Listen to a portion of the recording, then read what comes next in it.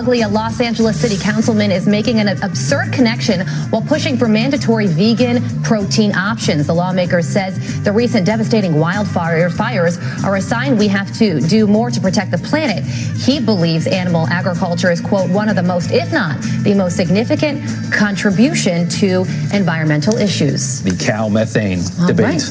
Fox and Friends starts right now. Through our tears, let us know the blessings of knowing and loving you, a great and noble man, the best father a son or daughter could have. Today, lawmakers are expected to vote on a short-term spending bill to keep the government running for another 2 weeks. The Russia investigation heating up this week and could soon come to a close. Historians someday will comment that this was one of the most extraordinary efforts to undo the will of the American people. Kirsten Gillibrand tweeting her vision for America. Our future is, says Gillibrand, female. The thing about the Democrats, they can't see men's problems. Instead, they see men as the problem. To us, he was close to perfect, but not totally perfect. The man couldn't stomach vegetables, especially broccoli. And by the way, he passed these genetic defects along to us.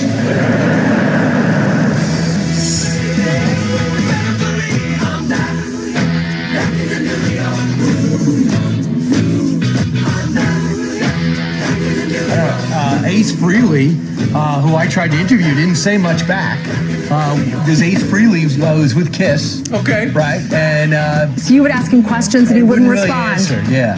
It was very frustrating, but I do believe we are back in the groove. In the New York groove. In the New York groove. Yeah. It's not any groove, it's the New York groove. What makes you believe that? Because I feel it. I can't describe it. It's a feeling. I was in my office getting ready for the show, and you were out here on set giving the tease of what's coming up on our show. And he said, we've got the Jeopardy winner on, who he won. One of the reasons he won is because he knew that by the name of our show, Fox and Friends. And you said he gave us an exclusive interview. He decided not to go on any of the shows. At the last minute, he pulled himself bailed on out all of the other New Day, shows on CNN and decided to go with us. Got it. Smart. I'm not familiar with that show. Anyway, thanks for joining us. We're back in the New York groove, and you know what? We've got a busy 3 hours. It starts right now with this.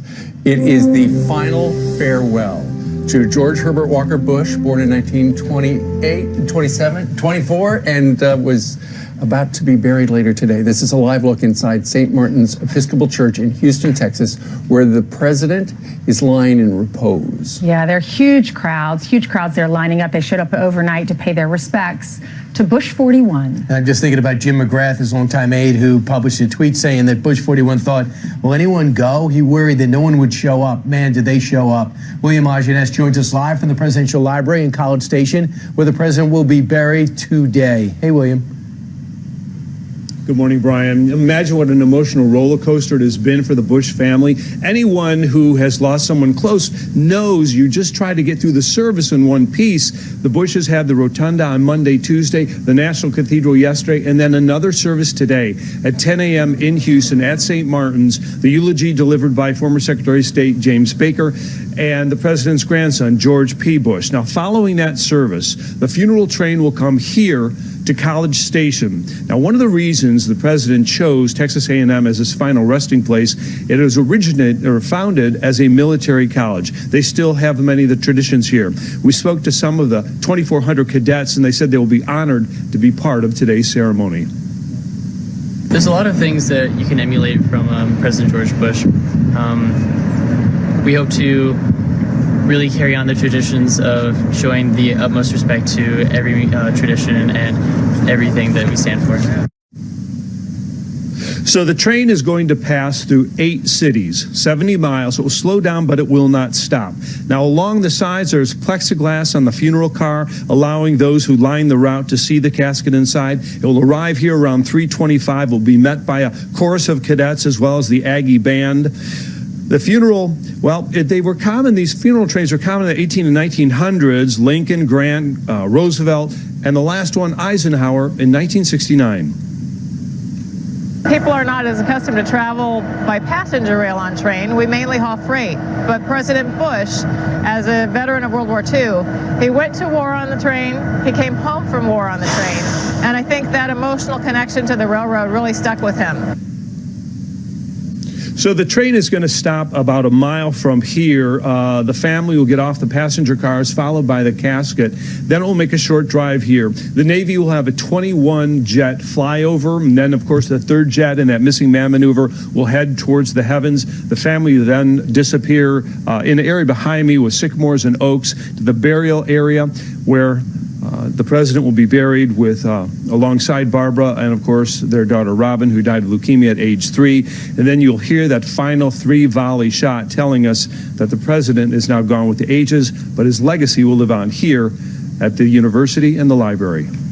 Guys, back to you. All right, He's finally home. Live in College Station.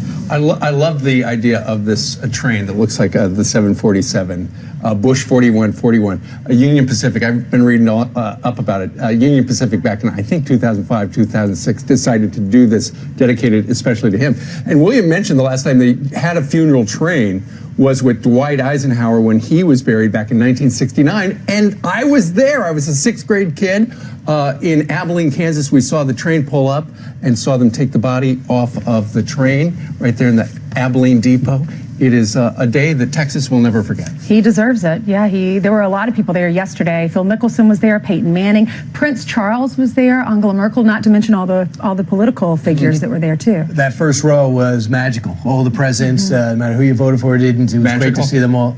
They seemed, it didn't seem like they were all talking to each other. Can you give me 1 second to be idealistic before you shoot me down? Can we wait for the commercial? Meanwhile, there's no doubt about it. The Bush family prides themselves on the emotion.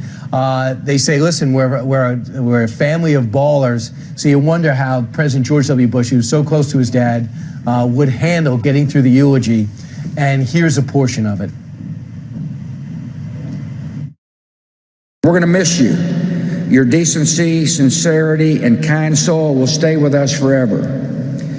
So through our tears, let us know the blessings of knowing and loving you, a great and noble man, the best father a son or daughter could have.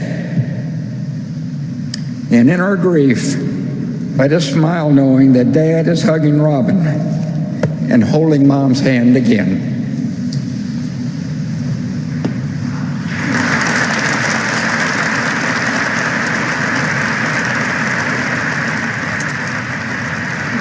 Of the 4 eulogists, his was the only speech that got applause. But there wasn't a dry eye in the house. When he mentioned Robin was